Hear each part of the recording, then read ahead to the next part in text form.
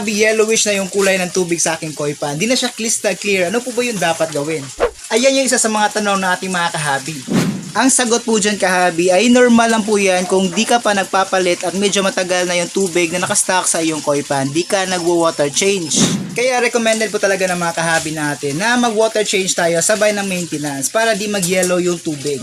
Sa akin dito yung ginagawa ko maintenance ay 20 to 40% water change sabay na paglilinis ng mechanical filter chamber. Yung iba pa nga 10% water change a day yung ginagawa nila. Kasi ganyan po talaga yung nangyayari pag matagal na nakastock yung tubig at di po tayo nag-water change. Nag-yellow po talaga siya. Nagiging yellowish po talaga yung tubig.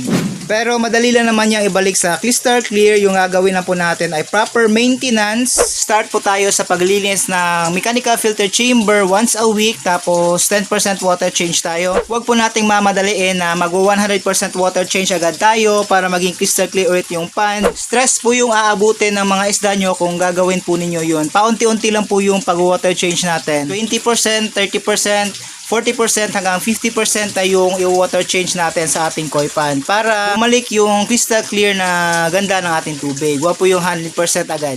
Tapos pag nakuha nyo na yung quality ng tubig na gusto po ninyo ay i-maintain na po natin yan every week para ma-maintain natin yung quality ng tubig. Na-observe na kasi natin yan no, nung naging busy po tayo, di po tayo nakakapag-water change, nag-yellowish po talaga yung kulay ng tubig ng ating koi pan. At yun, para bumalik, nag-water change na po tayo 10%, 20%, 40 hanggang 50%, di po natin iwa 100% yan para di naman maging stressful sa mga isda natin. Paunti-unti lang yung pag-water change natin hanggang makuha natin yung 50% at babalik na yung ganda ng quality ng ating tubig, yung crystal clear at mawawalan po yung yellowish na kulay ng inyong tubig. Etong pa natin mga kahabi, nag 50% water change tayo nito noong mga nakaraang araw. Kaya ito na po yung naging result, crystal clear na po ulit yung quality ng ating tubig. So yun mga kahabi, ganoon lang po yung gagawin. Mag-water change lang po tayo. Napakasimple lang. Last video na in-upload po natin yung nag-water change tayo at nag 50% water change dito sa ating koi pan. Kung hindi nyo pa nakikita, balikan nyo po itong last na upload natin dito sa ating YT channel kung paano natin yun ginawa. Ito yung filtration natin at ayan. May mga lumot na naman siyang nasala na galing naman dito sa ating koi pan. So napakaganda talaga na properly maintained yung ating koi pan, yung filtration system nila para healthy yung tubig at healthy yung mga alagang isda natin. Kaya sa mga kahabi natin dyan, sipagan na po natin yung pag-maintain at water change talaga na ating koi pan.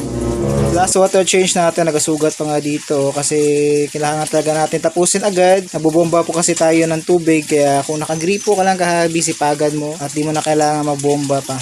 Yan o. Mga isang oras din mahigit yung binomba natin para makapag 50% water change tayo sa koi pan na to. Ang hirap pala niyan. Akala ko relaxing yung pag-alaga ng mga isda. Yes, tama naman yung sinabi mo. Mahirap talaga. Pero pag walang hirap, walang sarap. Kagaya na lang kung nagkasakit yung ating mga alagang koi. Mahirap yung pagpapagaling. Pero pag gumaling naman sila, sobrang sarap. Kaya kung may bala ka mag-alaga ng mga isda, ng mga koi, aralin po muna natin bago tayo bumili. Dahil di lang ito puro sarap, puro relaxing, challenging yung pag-aalaga ng mga koi. Kaya dapat alam natin yung mga basic na mga dapat gawin para mapanatili silang buhay. At huwag kang mag-alala kahabi, meron tayong mga video dyan na pwede din makatulong sa inyo. Diyan din po kasi tayo nagsimula, di din po natin alam kung ano yung mga dapat gawin, pero unti-unti nalaman natin kung ano yung mga dapat at di dapat. Hanggang ngayon, inaaral din po natin kung ano pa po yung mga dapat gawin. Pero may mga may share naman ako sa inyo na mga tip kung paano natin mapanatiling healthy at mabuhay natin yung mga koi. Kasi eto, mga koi na to, 6 inches lang yung nakuha natin pero napalaki din natin ng ganyan. So, meron tayong konting alam din kung paano buhayin at panatiling healthy yung mga alagang isda natin. Number 1 na po dyan ay yung water quality. Dapat maganda yung tubig ng ating pond, mga kahabi, para mapanatiling buhay at healthy yung mga alagang koi natin. At para mapanatiling healthy yung tubig, dapat meron tayong filtration system. At meron tayong complete video kung paano natin ginawa yung filtration system ng ating koi pan na to.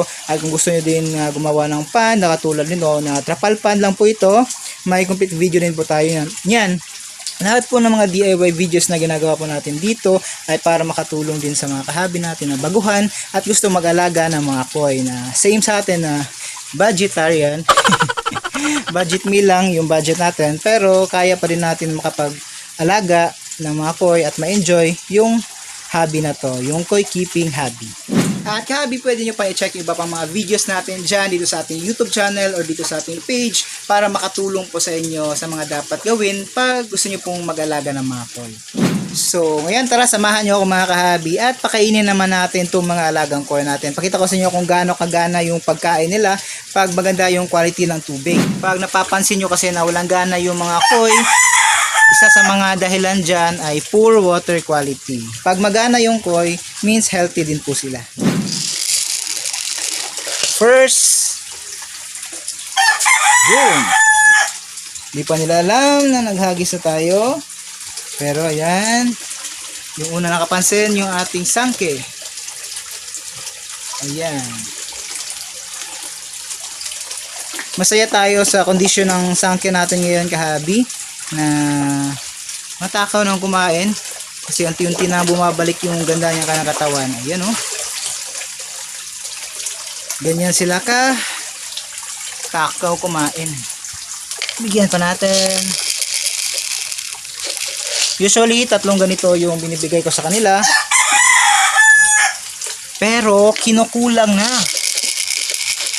Kaya ginagawa ko ng 4. Bilis lang kasi nila niyan maubos. Yun. So, tip lang din po natin sa inyo mga kahabi. Pag nag-alaga po tayo ng mga koi, make sure na alam natin kung ilang koi yung gusto nating alagaan para maibawasan natin yung overcrowded na koi pond. Kasi isa din po yun sa pagsisimulan ng mga sakit or mga iba pang kondisyon na ating mga alagang isda pag overcrowded yung ating koi pond. So, dapat alam natin kung ilang koi yung gusto nating alagaan para alam natin kung gaano kalaking koi pond yung gagawin din po natin. Yan. So, yung pan natin dito mga kahabi ay 4.6 tons. So, kaya dito mga 4 hanggang 5 koi. Kung gusto niyo po talaga na magpalaki, ganyan. Pero, kung gusto niyo na madami yung koi, pwede naman kahit 10. Pero, wag lang yung sobrang dami. Kasi may hirapan din po kayo sa pag-maintain ng tubig. Mas madaming koi, mas madaming lilinisin yung filtration natin. Kaya dapat sapat din yung laki ng ating filtration system, lalo na po dun sa mechanical at biological filter chamber natin. Para ma-process talaga nila yung mga dumi ng pan natin, ng mga naipoproduce na dumi ng ating mga koi. Check nyo lang po yung mga videos natin mga kahabi. Lahat po yung mga DIY natin, may complete video po tayo nyan. At may mga purpose po lahat ng yan kung bakit nandyan yan sa koi pan natin. So yun ito, skimmer.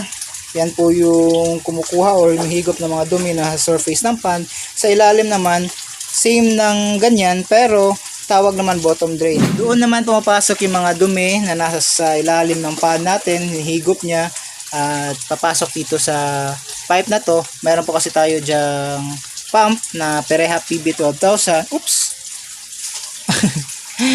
Hindi ko pala naangat yung takip. May takip po kasi ito. Ayan. Nalimutan natin. Yan, may takip po yan para di mahigop yung mga koi food. Yan. Tubig lang yan pero dito walang pumapasok na koi food. So, dinisign din po natin yan guys. So, kung gusto nyo po yan, may complete video tayo kung paano natin yan ginawa. So, lahat ng pwede nating matutunan na pwede nating i-share sa inyo. Gumagawa po tayo ng mga videos. Kaya kung gusto nyo pong matuto or baguhan pa lang kayo sa pag-aalaga ng mga koi, pwede nyo pong panoorin yung mga videos po natin. Yung mga complete video po talaga natin na-upload natin sa ating YT channel. At mayroon po tayo dito sa ating page. So yan na mga kahabi, hanggang sa susunod na video po ulit. Maraming salamat sa panonood. Thank you and see you po ulit sa susunod na video. Happy fish keeping. God bless. Peace out. Nag-outro lang tayo ng video. Ubus na agad. Kakao talaga.